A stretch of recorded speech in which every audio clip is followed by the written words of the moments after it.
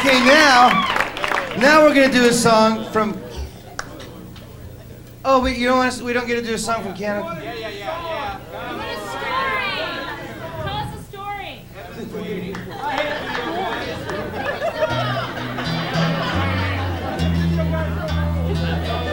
Video guys, go home. Okay, well, okay. Let me think of some really sensitive story to tell. You know, guys, this is the reason why I'm glad I'm not a preacher, because I mean, people often will say, "Man, I wish that you preached at my church because your illustrations are so good." And I kind of go, "Yeah, but I only know the same one that I do every." That's the advantage of having a different audience. And your poor pastor, he's got you guys every week, and he has to come up with new stories and new stuff every week. So that would be very. I have a brother that's a pastor, and I feel sorry for him.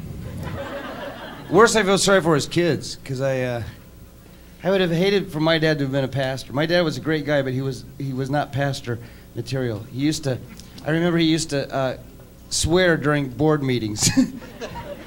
It was always so embarrassing. Because we went to this little country church, we'd be sitting out in the pews, and the board would meet in one of the Sunday school rooms, and the Sunday school rooms were just part of the main room there, only they just had those sliding doors, those really horrible, gross sliding doors that disintegrate after about 3 months.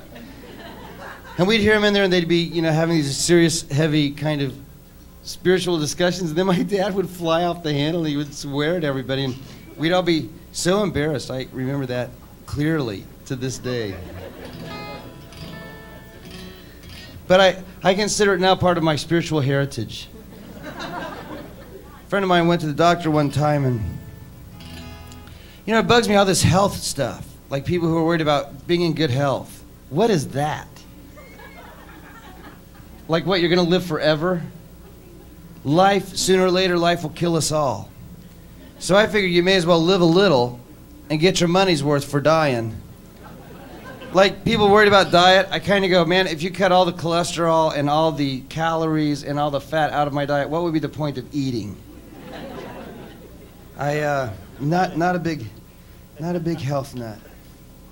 And I'm kind of glad I'm not, because this friend of mine is so careful about everything, and went to the doctor because he was having these terrible headaches, and the doctor examined him, couldn't find a thing wrong with him, and he said, well, do you smoke? And the guy said, oh, no, I never smoke. And he said, well, you're around secondhand tobacco? No, I never go anywhere where I might encounter secondhand tobacco. I'm very careful about that. And the doctor said, wow, are you a drinking man? He said, no, I am a teetotaler. I've been a teetotaler since I was 16. The doctor said, well, do you watch a lot of television? No, I never watch television. The only thing I do for entertainment is I read my Bible.